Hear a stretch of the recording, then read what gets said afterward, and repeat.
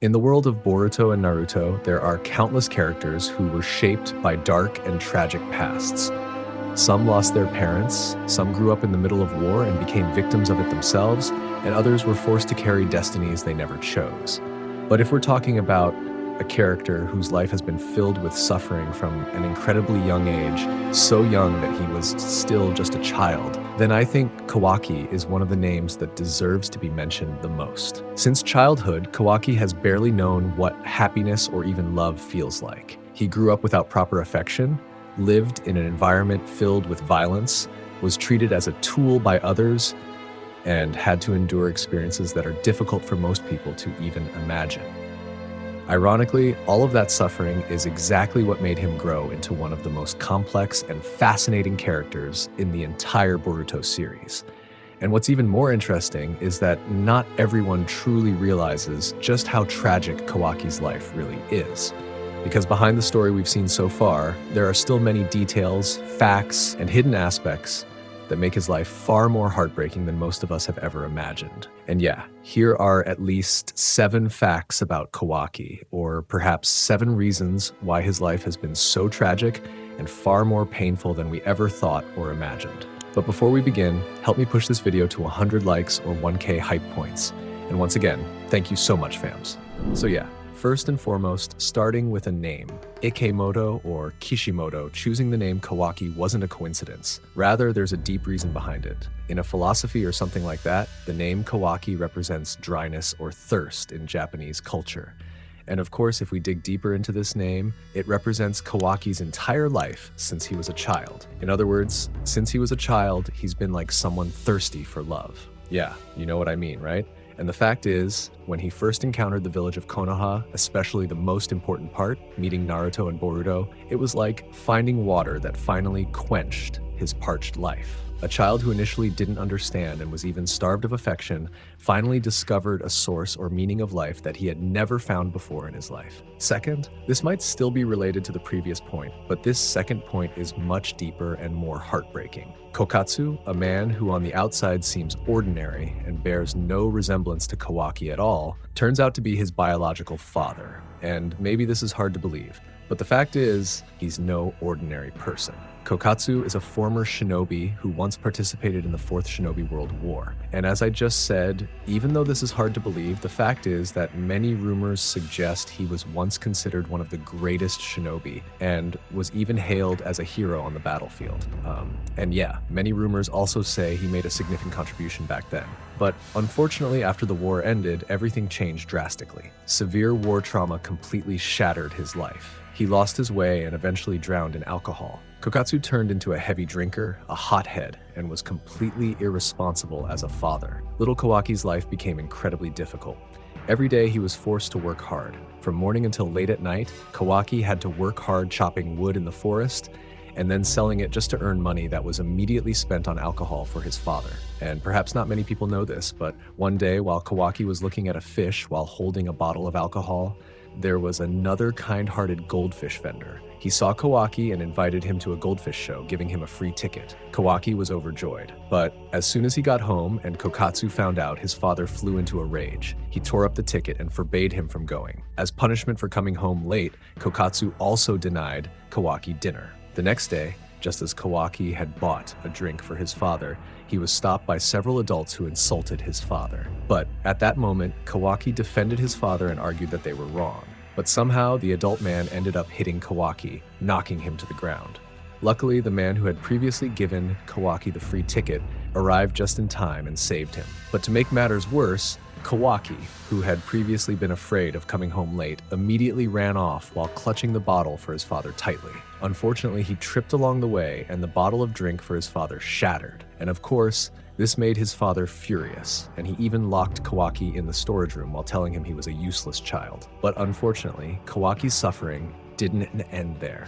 When Jigen came to take Kawaki and give his father money, Kawaki initially refused. But cruelly, his father immediately beat him until he passed out. And you know what? After Kawaki was traded for money and taken by Jigen, the fishmonger who had previously saved Kawaki, he tried the same thing a second time. But unfortunately, he was up against the wrong person. It didn't take long for Jigen to easily knock him down. This is one of the story's ironic details that fans rarely discuss in depth. Tragically, little Kawaki, who always tried to survive and defend his father, ended up like that. Damn. Third, Kawaki has experienced far more severe trauma since he was a child, but in this third point, Kawaki's trauma is actually far worse. In short, Kawaki was actually just one of 15 children selected as vessel candidates for Ishiki Otsutsuki through the karma seal implanted by Jigen. The problem? This process was absolutely insane. The 13 children before Kawaki died immediately because their bodies couldn't handle the karma. Well, Kawaki is the only one who survived, but that doesn't mean he was lucky. He literally had to go through an experience he himself described as a living hell. Just imagine being locked up, tortured, and watching one by one the people around you die. So when he survived, it naturally left him with some pretty severe trauma, right? Fourth, believe it or not, Kawaki's body is already more scientific than that of an ordinary human. And again, this is all because Kara's modifications have made Kawaki's body almost like a living weapon. And as I just said, believe it or not, even without karma, his body still possesses special abilities. Besides being the vessel for Otsutsuki, and not without reason, Kawaki possesses a regeneration ability on a whole different level, and it might even be quite difficult for him to die. At least that's what Amado revealed in Chapter 16. Many assume his power comes solely from karma, but his base body alone is already broken. But more accurately, it's all due to Amado's ambition to keep Kawaki alive until his daughter is revived. Because at least in the Two Blue Vortex arc, Amado confirmed that he had adjusted Kawaki's defensive and regeneration abilities to the maximum level. Which means, to put it simply, there's something special beyond his karma. Because obviously, to become a vessel, Kawaki has undergone various experiments since childhood. Meaning, simply put, he was indeed built differently. Yeah, you know what I mean, right? Fifth, Kawaki's relationship with Naruto Uzumaki isn't just like a typical foster father and son. More than that, Naruto is the main reason Kawaki wants to keep living. Back then, Kawaki lived aimlessly, empty, and full of pain. But ever since meeting Naruto, he felt there was someone who truly cared and accepted him just as he is. From there, his life began to have meaning. That's why Naruto has become a sort of lifeline for Kawaki. And in my opinion, this isn't just empty talk. Because honestly, believe it or not, if Naruto were to die or no longer exist in this world, Kawaki could lose his way again and revert to his former self. Or perhaps worse, he might even become a villain.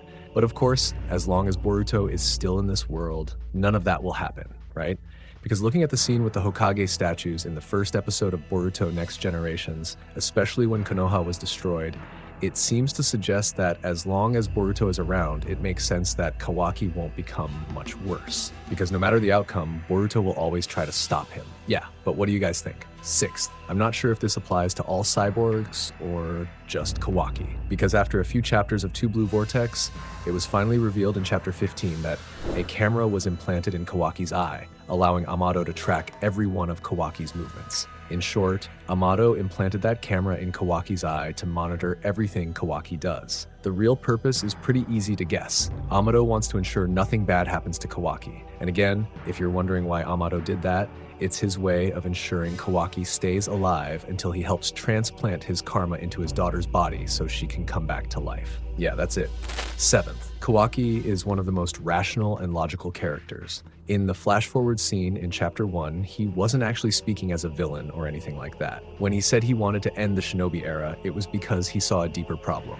The shinobi system itself, which constantly fuels conflict, especially with the Otsutsuki. He views a world full of chakra and great power as a magnet that constantly draws threats back. From his perspective, as long as this system exists, battles and threats will never truly end. That's why he chose an extremely drastic solution, not just defeating the enemy, but eliminating the root of the problem at the same time. In other words, Kawaki's reasoning is actually quite deep and logical when viewed from his perspective. It's just that the method he chose is too dangerous and makes him look like the enemy, even though his goal remains to stop the cycle of threats forever. And if we think about it further, what if Kawaki is right? If all of this truly ends, then the world of Boruto or the shinobi might lose their chakra entirely.